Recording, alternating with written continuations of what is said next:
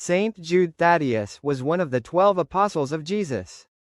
Born in Galilee, he was a relative of Jesus, as his mother Mary of Clopas was believed to be related to the Blessed Virgin Mary.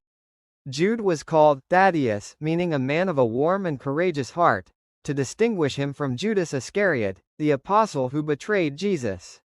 He followed Jesus closely during his ministry. After the resurrection and the coming of the Holy Spirit at Pentecost, Saint Jude traveled widely, preaching the gospel in places such as Judea, Samaria, Syria, Armenia, and Persia. He encouraged early Christians to stay strong in their faith, and his message of perseverance and devotion is preserved in the New Testament in the Epistle of Jude. Saint Jude was eventually martyred in Persia around 65 AD, along with Saint Simon the Zealot, after courageously continuing to preach the gospel despite fierce opposition. According to tradition, Saint Jude was beaten to death with clubs and then beheaded, sealing his life with the ultimate act of faith.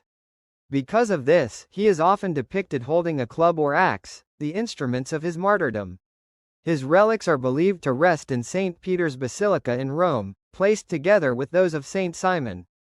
Because his name was similar to Judas Iscariot, many people avoided praying to him for centuries, and he became known as the forgotten apostle.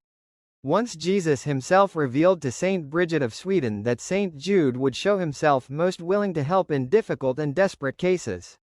In her visions, Jesus told her that because of his great love and faithfulness, Saint Jude would become the helper of those who seemed to have no hope.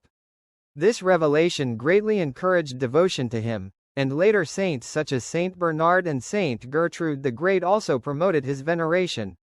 Today, Saint Jude is revered around the world as the patron of impossible causes.